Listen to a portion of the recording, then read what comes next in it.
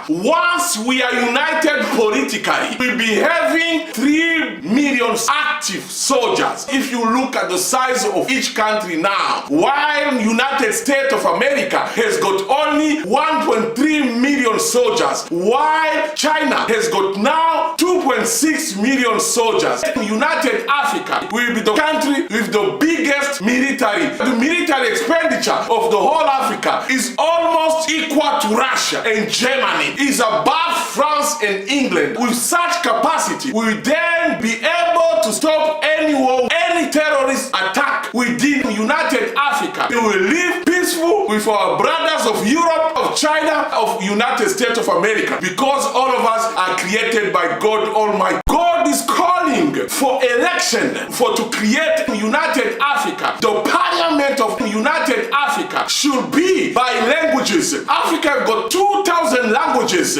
Each language we elect its representative to the parliament, and the parliament we elect the president of the United of Africa Republic, not United States of Africa. We must create in terms of languages, because languages are more older than republics, and languages are crossing borders. Once we do a parliament of 2,000 parliamentary members, no, it's not too much. There are churches every Sunday of 30,000 people. So having a parliament of 2,000 people, as long as all most spoken and less spoken languages represented, it will be a representativeness of any type of diversity that we have in Africa. All commercial cities, capital cities, there will be mayors according to the dominance of languages to every place. Then you let everyone to be called African, because a country like a name Zambia, like a country like a name Nigeria, a country like a name Congo, all these names have been created by colonial administrators. Countries are not old as African languages. These republics, they are new. Like Tanzania was born in 1964. Like Nigeria itself was born early 20th century. It was called the Kingdom of Edo, the Kingdom of Benin, and it was only on the south of current Nigeria. There are almost 200 languages spoken in Congo DRC. There are almost 500 spoken languages in Nigeria. There are almost 50 languages spoken in Ghana. There are almost 85 languages spoken in Ethiopia. If these languages stays in one country and they are different, why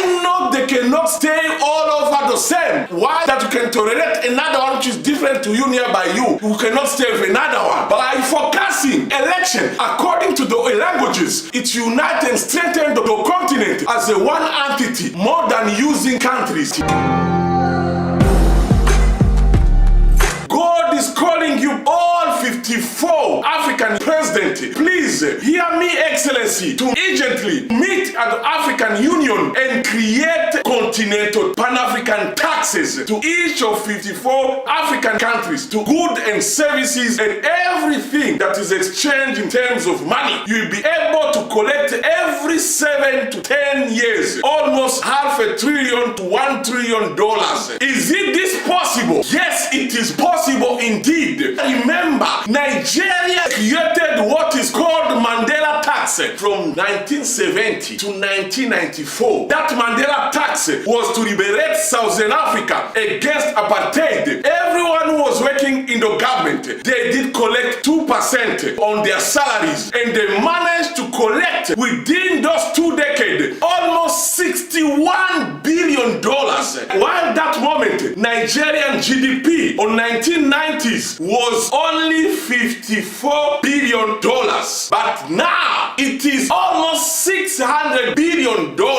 If they manage on that moment to collect $61 billion alone, what about 54 countries now? We are logically able to collect half to $1 trillion every 7 to 10 years. You should also know that throughout history, Europe taxed 3 times in average to everything more than Africa. So, as European taxpayers for centuries suffer to conquer Africa, it is time for African taxpayers to suffer and liberate and build Africa. The private sector will be the one in collecting those taxes to avoid corruption by creating that Mandela tax tax. Nigeria did not ask advice to England, did not ask advice to the United States of America, did not ask advice to IMF or World Bank, did himself create that Mandela tax to help our brothers to be free from apartheid, and they've been successful. African people have for centuries built other continents. Through continental taxes will be given the opportunity to build their continent, and we are ready to do so. What I know, I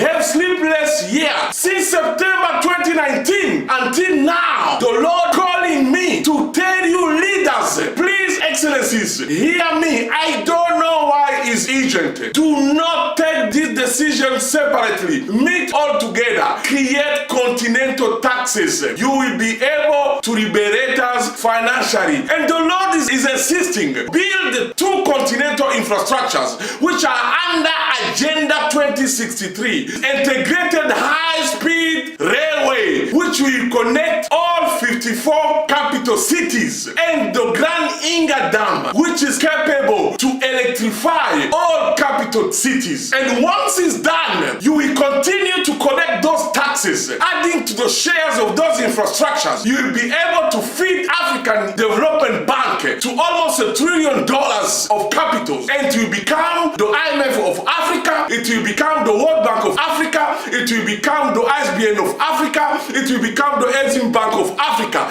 With the 7 years collecting those continental taxes, we'll be able to build those two continental infrastructures. With the other 7 years, we'll be able to build our own IMF and World Bank and create our own conditionalities and policies. Then it is on that stage that we'll be able to establish our central bank with our own common currency, which is Afro. We will ask all countries in Africa that are rich in reserve of gold to bring gold as their shares on the common central bank. I have enough reserve asset for this currency. It is from there that we feed enough fund to our people. You should know that the difference between African people and European people is just because European people have got enough fund, enough money on the street. The whole process of African financial liberation, how and where and which sectors to collect this $1 trillion and how to go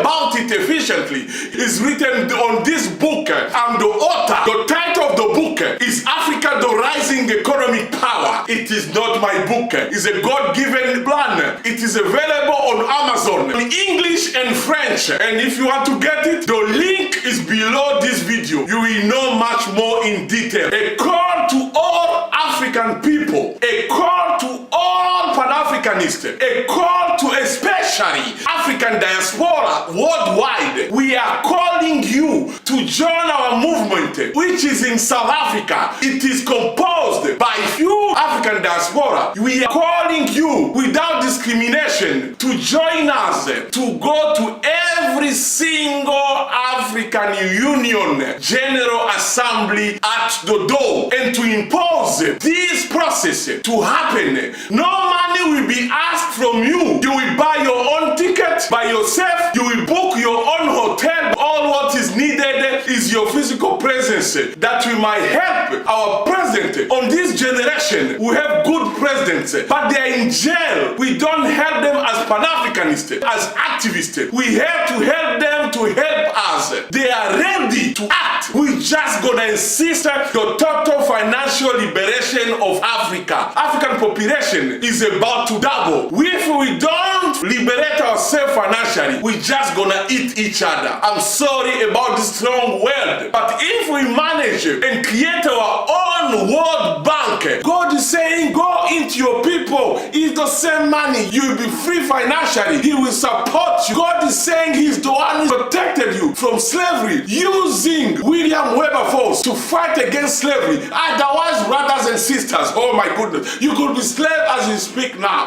but he helped you. He's saving you from sicknesses. He's now want to take you to become the first economic power of the world for 200 years ahead. It is possible. Even China now we did not know that is coming. Why is it possible? It's because African GDP of most of the African countries have grown since 1990 until now tenfold, but Europe GDPs has grown threefold. It is not the UN that give innate value. It is not the Human Rights Charter that gave innate value. God is then calling you to go take back your intrinsic value, your wealth, that you might be able to enter into the globalization with full equal force. Africa since 1960s got many continental projects. They failed because we are not free financially. It is by being free financially that corruption will gradually end. It is by being free financially that we become politically free. It is by being free financially we'll be